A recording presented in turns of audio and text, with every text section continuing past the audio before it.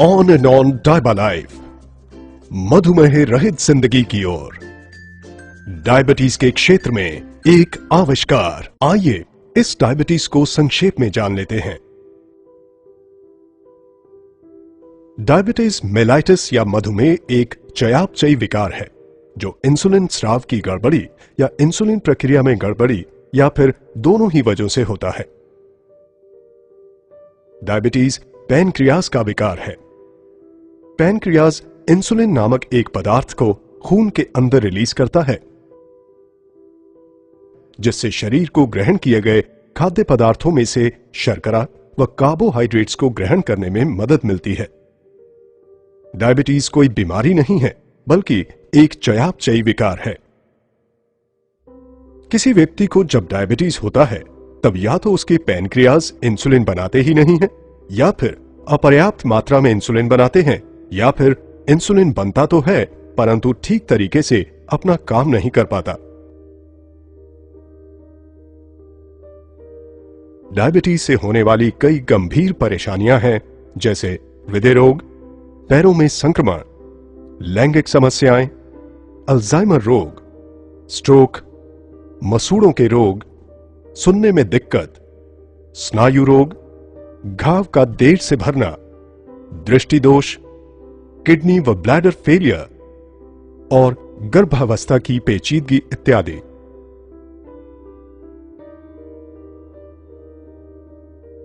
भारत बहुत तेजी से दुनिया का डायबिटिक कैपिटल बनता जा रहा है। भारत में अभी करीब 62 मिलियन लोग डायबिटीज से ग्रस्त हैं। 2030 तक ये संख्या 100 मिलियन से भी अधिक हो जाएगी। करीब 35% आबादी को ये पता ही नहीं है कि उन्हें डायबिटीज है। भारत डायबिटीज कैपिटल क्यों है? इसका एक मूल कारण है एशियन इंडियन फेनोटाइप, जिसमें HbA1c का काउंट बढ़ जाता है। एशियन इंडियन फेनोटाइप में BMI कम होने के बावजूद भी कमर का घेरा काफी ज्यादा हो जाता है। पेट का मोटापा, न्यूनतर एडिपोनेक्टिन, उच्च सी रिएक्टर प्रोटीन स्तर इत्यादि की वजह से भारतीयों में इंसुलिन प्रतिरोध बढ़ जाता है। आइए हम इस HbA1c को समझ लेते हैं। जब आप अपने शुगर की जांच कराते हैं, जो उस जांच के वक्त का ही होता है, जबकि HbA1c के जांच में आपको 2-3 महीने के औसत स्तर का पता चलता है। इसे ग्लाइकेटेड हीमोग्लोबिन या A1c भी कहा जाता है। A1c शर्करा युक्त होकर परिवर्तित हो गया एक प्रकार का हीमोग्लोबिन है। जब शरीर शर्करा को प्रोसेस करता है, तब रक्त प्रवाह में मौजूद शर्करा स्वाभाविक रूप से लाल रक्त कण के एक प्रोटीन के साथ जुड़ जाता है। लाल रक्त कण की उम्र करीब 8 से 12 हफ्तों की होती है। इसीलिए HbA1c का मापन इस अवधि के औसत शुगर लेवल को दर्शाता है। बिना डायबिटीज वाले किसी व्यक्ति में ब्लड शुगर लेवल सामान्यतः एक जैसा रहता है, अर्थात खून में मौजूद प्रोटीन में ज्यादा ग्लूकोज संलग्न नहीं होते। HbA1c लेवल अपेक्षाकृत रूप से कम होता है, क्योंकि वे ग्लूकोज को रक्त से बाहर करने में सक्षम होते हैं। लेकिन डायबिटीज ग्रस्त लोगों में शरीर शर्करा को रक्त से बाहर करने में सक्षम नहीं होता है और परिणाम स्वरूप ग्लूकोज खून में ही रह जाता है। जैसे जैसे ब्लड ग्लूकोज का स्तर बढ़ता है, वैसे वैसे लाल रक्त कण में और ज्यादा ग्लूकोज जुड़ते जाते हैं तथा HbA1c का स्तर बढ़ जाता है, जिससे डायबिटीज संबंधी तकलीफ बढ़ने का खतरा होता है। HbA1c को कम करके आप इस खतरे को कम कर सकते हैं।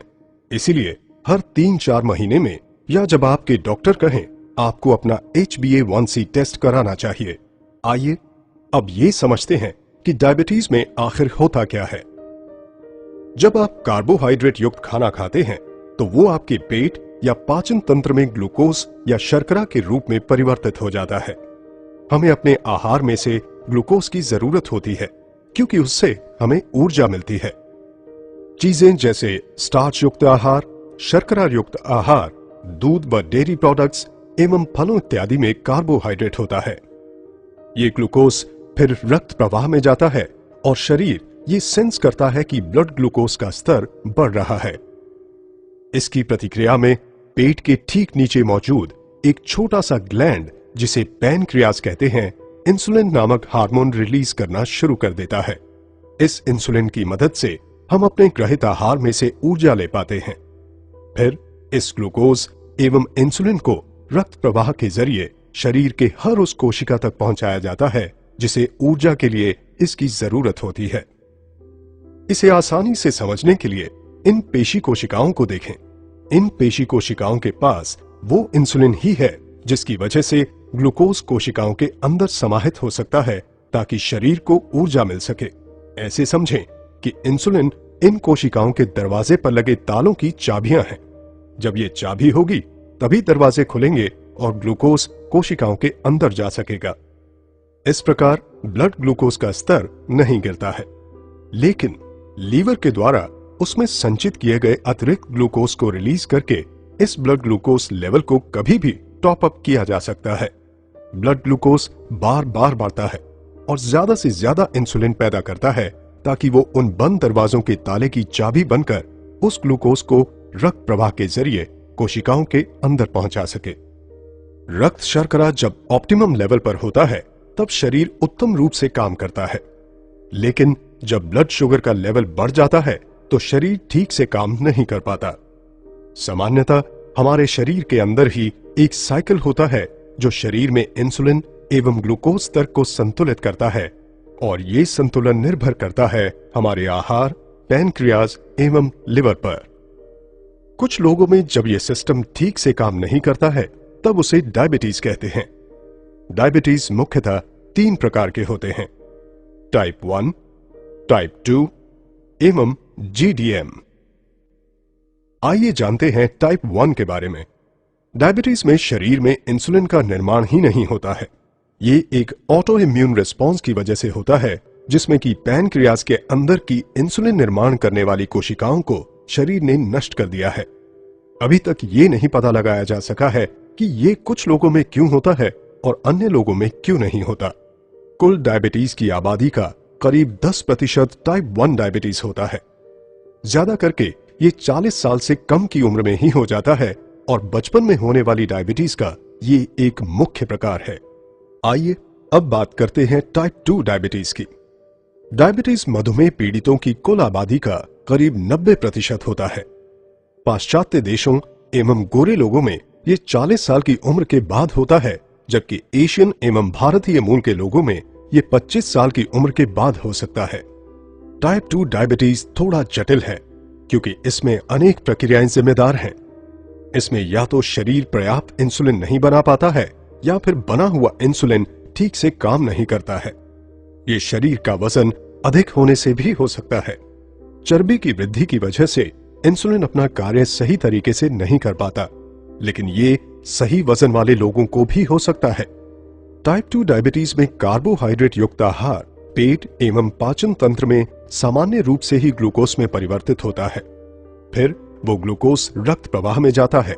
पैनक्रियाज इंसुलिन का निर्माण शुरू कर देता है जो ग्लूकोज के साथ रक्त प्रवाह के जरिए शरीर के उन सभी कोशिकाओं तक प्रवाहित होता है जिन्हें ऊर्जा के लिए ग्लूकोज की जरूरत होती है।